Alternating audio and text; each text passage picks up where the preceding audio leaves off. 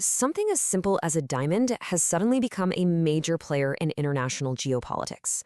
Well, Japan has just rolled out a whole new set of rules that completely changes the game for anyone importing these stones. We're talking about a situation where a jeweler's purchase order is now on the front line of global sanctions.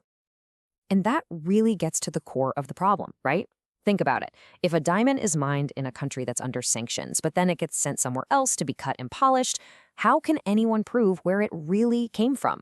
It's this massive global game of hide and seek, and it's exactly the problem Japan's new guidelines are designed to finally solve.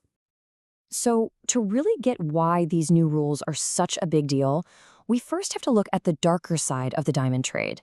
This isn't just about ticking boxes for trade compliance. Oh no, this is about the very real, very direct link between luxury goods and the funding of international conflict. I mean, listen to how Japan's own Ministry of Economy, Trade, and Industry puts it.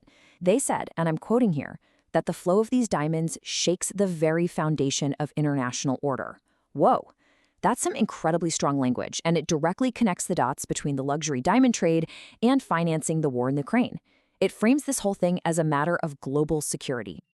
So here's the trick, right? Here's the loophole everyone's been using. A rough diamond gets mined in Russia. It's then shipped off to a huge processing hub. We're talking places like India, Belgium, or the UAE. There, it gets cut and polished into the sparkling gem we all recognize. But here's the key. Once it's been transformed, it can be re-exported with paperwork that completely hides its Russian origin. It's basically a form of diamond laundering, and it lets these sanctioned goods flow right into the global market. Now, you gotta understand, Japan isn't going at this alone, not by a long shot. These new rules are all part of a coordinated response from the G7 nations. It's a unified front designed to slam that loophole shut and cut off a major source of revenue for Russia. And if you look at the timeline, you can really see their strategy playing out. It's a phased approach. Back on January 1st, they started with the simple part, a ban on direct imports. Easy enough. Then, starting March 1st, they began going after those laundered diamonds, the ones processed in other countries. And the endgame, with a target date of September 1st, is to build this powerful G7-wide traceability system that will make it almost impossible for these diamonds to slip through the cracks. Okay, so that's the big picture G7 plan. But what does it actually look like on the ground? Let's zoom right in on Japan's new guidelines and see how they're turning these commitments into real, practical action. So who needs to be paying attention to this?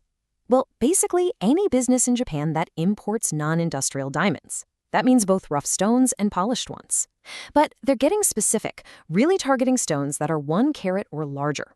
Why? Because that's where the most value is. It's a very targeted approach, hitting the most valuable part of the market hard. All right, so if you're an importer in Japan, what does this actually mean for your day-to-day? Well, the ministry has laid out a super clear 5-step compliance playbook, and every single importer has to follow it to the letter to prove their diamonds are clean. Let's just quickly run through this flow. First, step 1 is all about getting your house in order, creating an internal system for due diligence. Step 2, you have to formally declare to the government, hey, we're on board.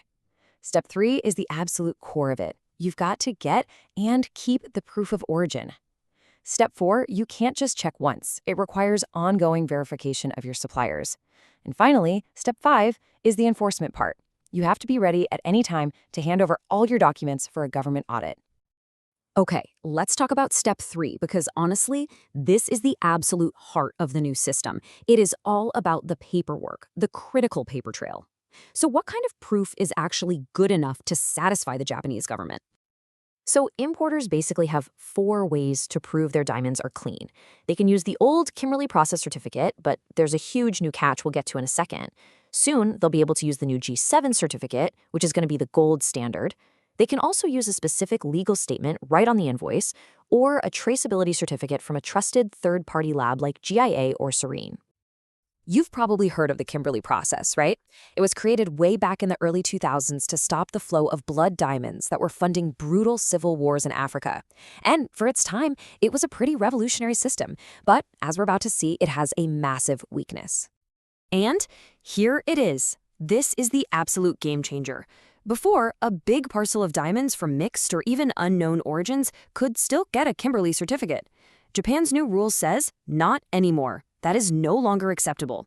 If that country of origin field on the certificate isn't clearly filled out with a non-sanctioned country, that certificate is worthless for importing into Japan.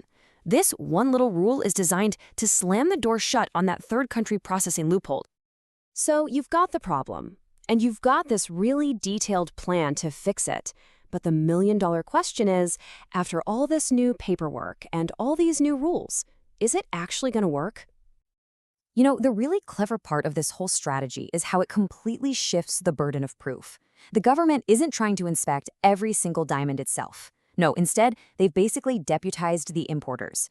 By making them appoint a compliance manager, conduct their own due diligence, and formally declare it all under the threat of an audit, Japan is forcing the entire industry to police itself.